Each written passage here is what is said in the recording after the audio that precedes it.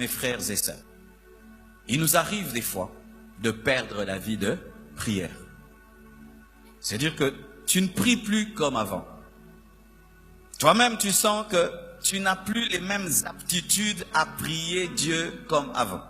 Tu pouvais prier toute une semaine, mais prier rien qu'un jour devient difficile. Lorsque tu perds la vie de prière et tu veux la retrouver, qu'est-ce qu'il faut faire? Car sachez, mes frères et sœurs, il n'y a pas d'alliance sans communion et il n'y a pas de communion sans dialogue. Et donc, il n'y a pas de communion sans prière. Un chrétien qui vit dans la communion avec Dieu prie. C'est l'un d'ailleurs des signes qu'un homme est en communion avec Dieu. Il prie, il prie, il prie. Le Seigneur est venu aujourd'hui t'aider à redécoller. Préparez-vous à redécoller. Alléluia. Voici ce qui arrive. Lorsque tu perds la vie de prière et tu te décides, je dois recommencer à prier. Rassure-toi que tu entres par la porte. La première chose, rassure-toi que tu entres par la porte qui est Jésus.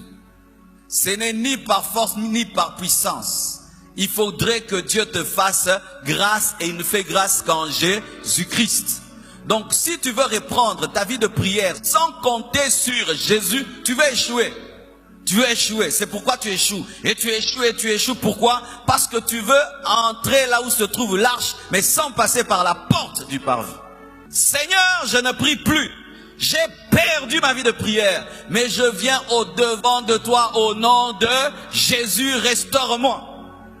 Ne viens pas avec ta propre volonté, tes propres décisions, ta propre discipline, ton propre programme. Désormais, je vais prier 4 heures du temps, je vais faire ceci. Si tu fais tout cela sans compter sur Jésus, tu vas abandonner. Chaque fois que nous perdons la vie de prière, en soi, nous perdons le chemin de la porte. Ta communion avec Jésus est perdue. Tu dois la retrouver. Jésus doit redevenir la personne la plus merveilleuse de ta vie. Amen. Et tu entres. Mais voilà ce qui va t'arriver. Quand tu vas commencer à prier, tu vas vivre les manifestations de ta maladie spirituelle. Ça veut dire que l'habitude que tu as prise à ne pas prier va refuser de te quitter. Où il y a du bruit, tu pries, les pensées divaguent. Tu pries, ça divague. Tu as du mal à rester sur une requête. Tu ne ressens même pas la présence de Dieu. Tu ne ressens même pas la gloire de Dieu. Tes pensées vont dans tous les sens. Tu commences même à te rappeler des choses inutiles, mais dans la présence de Dieu. Tu n'as même pas quoi lui dire, tu ne sais pas rester sur une requête, tu ne sais pas rester fixe, tu t'assieds, tu t'agenouilles, tu te tiens debout, tu te grattes, tu sens tout en toi, c'est la démangeaison, tout te dit de te tenir debout et de sortir. Beaucoup de gens lâchent quand ils arrivent là, ils disent « Ah, ça va pas marcher ». Non, c'est normal qu'il y ait du bruit dans le parvis. N'oublie jamais l'existence du lieu très saint quand il y a le bruit du parvis. Tu dois résister. Résister. Ton corps te dit arrête. Tu dis je continue. Les pensées vont dans tous les sens. Tu dis je continue. Je ne vais pas lâcher. Et voici une chose qu'il faut faire. Éteignez vos téléphones.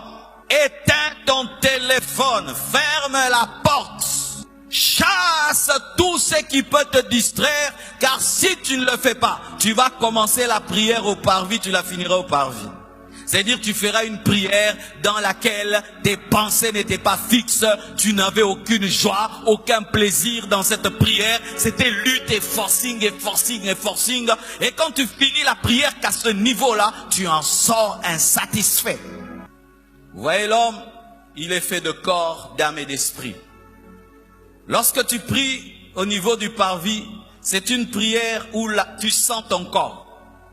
Tu pries mais tu n'as pas conscience du Saint-Esprit. Tu sens plus la fatigue de ton corps, que tu as faim si tu jeûnes, tu as sommeil, tu sens des trucs. Là, c'est ton corps, le parvis. Et voici ce qu'il faut faire pour vaincre quand tu as ce niveau-là. Tu dois aller au niveau de la cuve des reins. Si tu vas vers la cuve de rein, tu vas oublier toutes les femmes qu'il y a dans le parvis, les allers-retours des lévites, des sacrificateurs, les animaux qui font du bruit. Tu vas te laver. Voici, lorsque tu es distrait et que tu veux reprendre ta vie de prière, purifie-toi. Demande à Dieu pardon pour tous tes péchés. Concentre-toi sur ta vie et sur toi et Dieu. Regarde-toi dans le miroir. Amen. Hein? Mire-toi devant la parole de Dieu pendant que tu pries. Vois-toi devant Dieu. Qu'est-ce que Dieu me reproche? Oh Seigneur, pardonne-moi. Eux, ils étaient lavés par l'eau, mais nous sommes lavés par le sang de Jésus. Amen. Seigneur, pardonne-moi, efface mes péchés, parce que la culpabilité empêche d'être concentré. Amen. Et sentir que Dieu peut te reprocher des choses t'empêche d'être concentré. Et tu demandes à Dieu pardon pour tous tes péchés. Et tu te mets en ordre avec Dieu. Ensuite, tu te concentres sur l'œuvre de la croix, car l'autel des sacrifices représente Golgotha. Tu commences à dire à Dieu merci pour l'œuvre de la croix, pour le sang de Jésus qui a coulé pour toi, pour la rédemption, pour la justification, pour la rémission de tes péchés, pour le tombeau qui est vide, pour tout ce que Christ a fait pour toi. Et plus tu te concentres sur ce que Jésus-Christ a fait pour toi, tu commences à oublier tout ce qui se passe dans la maison, tout ce qui se passe, Tu oublies tes péchés, ton ancienne vie, et tu dis merci Jésus pour ton onction dans ma vie. C'est parce que tu es mort. Merci Jésus parce que tu as tout accompli. Tu as dépouillé les autorités, les dominations à la croix. Merci pour Golgotha. Tu es là. Et quand tu vas rester là, du coup, tu vas sentir, tu ne forces plus. Tu n'as plus de distraction. Parce qu'au niveau du lieu saint, il n'y a pas le bruit de l'extérieur. Et tout d'un coup, le chandelier, le